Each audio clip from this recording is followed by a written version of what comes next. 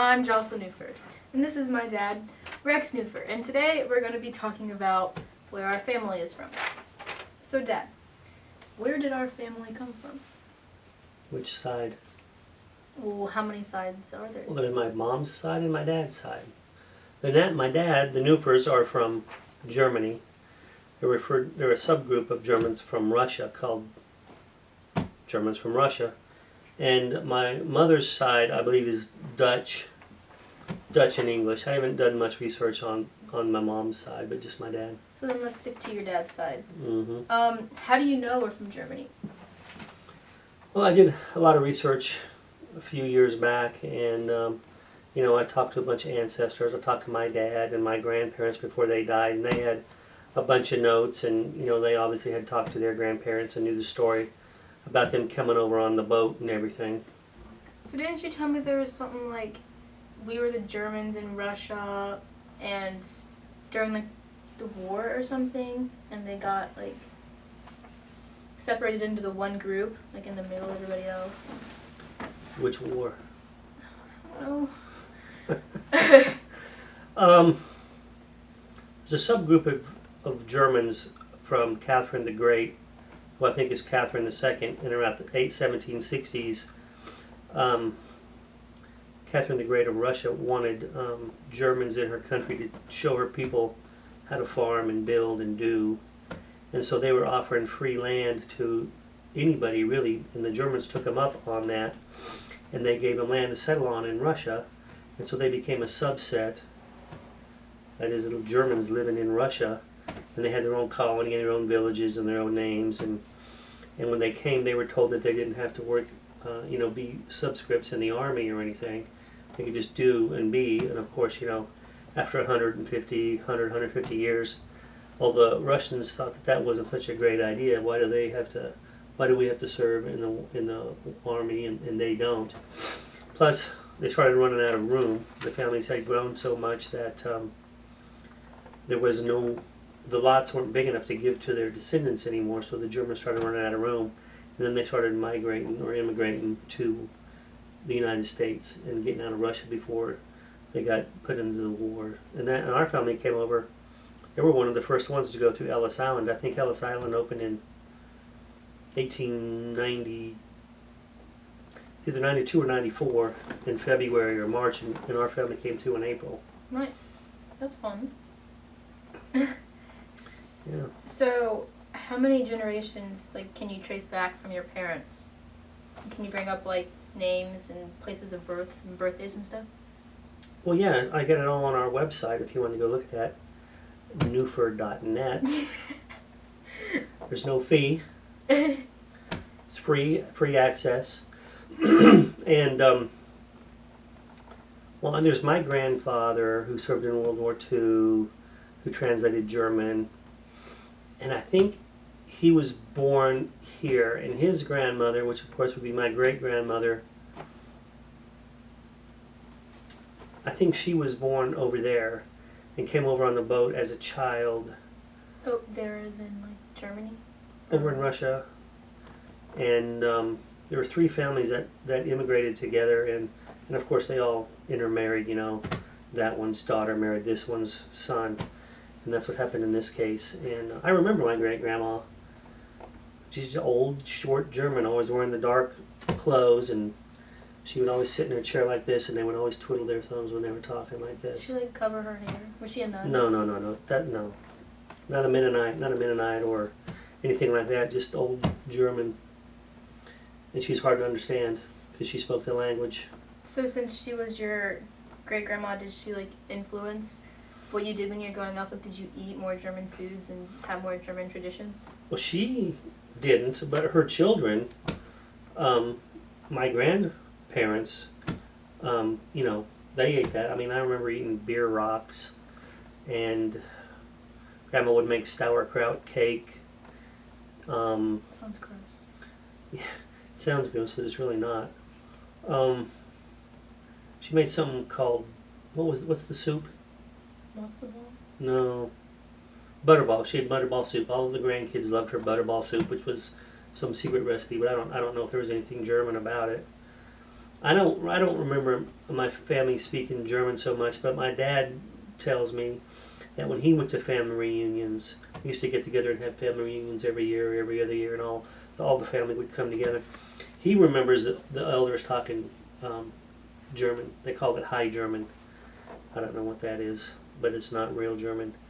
And but when I was young and I went to those family reunions, I don't remember anybody speaking German, because if they talked to me, they had to talk English, Yeah.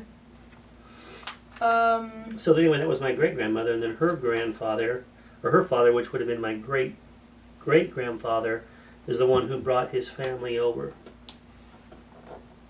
Cool. Can you Yeah. recall any names or birthdays? I don't. Again, they're all on the website. Yeah. But my grandmother was named Antoinette. I really like that name. You guys, one of you and your sisters might have ended up with that name had we not decided on the other names. It's such I think it's a pretty name, Antoinette. And her father was Christopher or Christoph Neufer, and she married. No, I got that wrong. She was my parents. My dad calls it Deitch, pronounces her last name Deitch, but if you look at the word, it's and pronounce it in English. In German, it would be Deutsch, D-E-U-T. Like Deutschland? S-C-H, exactly. So she was a Deutsch, but she married a Neufer. So the Deutsches and the Neufers immigrated together and then married each other. And there was Frederick and Christopher, and my dad's sisters are Susanna and Elsie. They're my grandfather, great grandfather, who married my great grandmother Antoinette. He was a twin, and his name was William, and Martin, or he was Martin, and his twin was William. So they don't really sound German, at least on anybody that was over here. The people who came over, Christoph and Alexander was Christoph's brother. John, there were Johns. So. That's fun. Didn't you say that we were related to Daniel Boone somehow? On grandma's side. On your grandmother's side. Grandma Karen? Not, yeah, my mom. I don't think we're related to Daniel Boone. We're related to Daniel Boone's brother. What's the difference? Well, I guess Daniel Boone would be an uncle, not a direct blood brother. A direct blood, but his mother's blood. And that's family lore. I don't know if it's ever been proven or not. I know your grandma, my mom's brother had a powder horn that was supposedly attributed to Squire Boone, Daniel Boone's brother. There's a cat messing with something. It's fine. Do we have any veterans in our family? That's kind of a different. Yeah, my grandpa, my dad's dad, was in World War II. Your Uncle Jim, my Uncle Jim, my dad's brother, was killed in Vietnam. Didn't I have like a 1/4 blood related step cousin who was in the army? Which? He picked me up by my ankle when we were at that restaurant in Texas. That would be my sister's husband's son.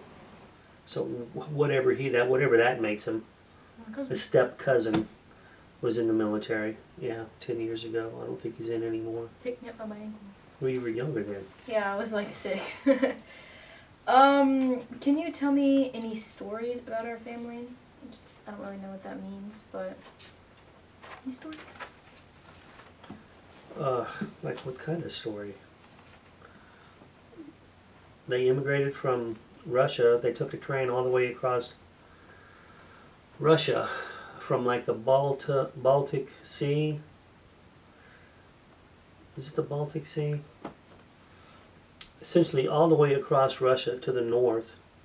They had trouble getting through a lot of the countries because, they didn't want them to leave, so it was a pain, and numerous times they were stopped and thought they were going to get sent back, and they had already sold everything that they had to get to the U.S., and they went all the way north up to the North Sea to Germany, what is that main port up there? Breslin, Brim, Bremer something on the North Sea, and they got on their ship and came over. To Ellis Island. Do we have any genealogical records? And if so, where are they?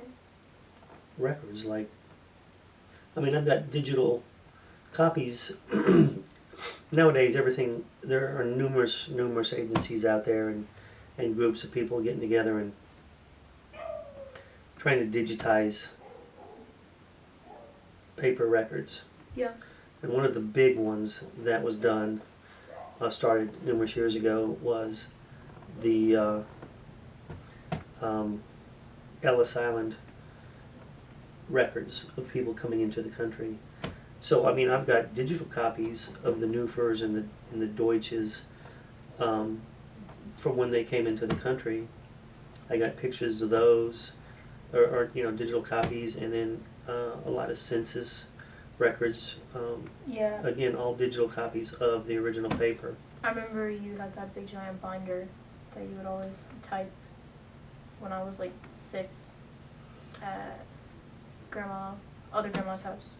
Well, that was, Just 'cause. there was a book that one of the ancestors had put together from a diary of one of our ancestors, and Diary of who? Johannes Bulger. Oh yeah. And the book was a diary that he sat down and wrote, my mother is and my children are and their mother, and you know, just a family tree. Yeah. But he made it back in the 80s or 90s, back before technology was what it was today. And it was just kind of a clunky old put together bound book. You know, they probably only made 20 or 40 of these books. And I happen to know the guy in Dodge City, Kansas, who had the diary that turned it into the book. He was my grandfather, your great-grandfather's cousin. That makes him our cousin. But my granddad knew him real good. His name was Setz Korn, and my grandpa called him and said, can my son get hold of that book? And he had the manuscript. He had the originals that had been turned into, that the book, taken the book, turned into this manuscript, then the manuscript was used to actually print the book.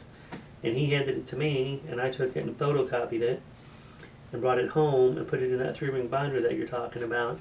And then, so every year at Christmas, or at Thanksgiving, it seemed like whenever we were at your grandmother's house, I would type that book into a Word document, and it took me, I don't know, 6 or 8 Thanksgivings till I finally got it typed in, the complete work typed in, and then I turned around and published it.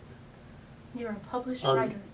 Well, I can't take any credit for it, but I published it on, God, I can't think of the name of that self-publishing site.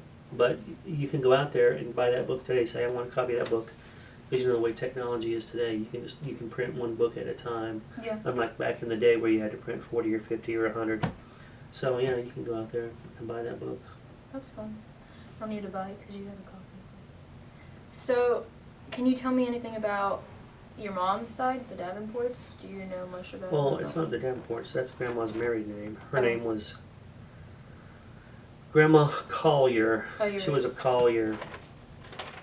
But that's Grandpa's name. My grandmother was Van Cleve, which is Dutch.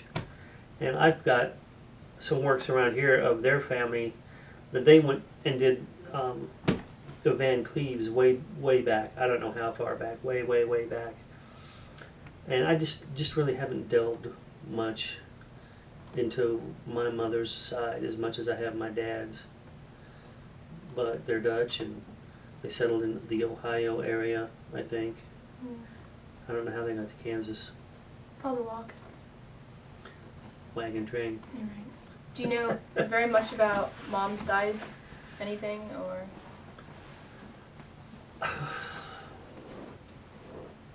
Oh my God.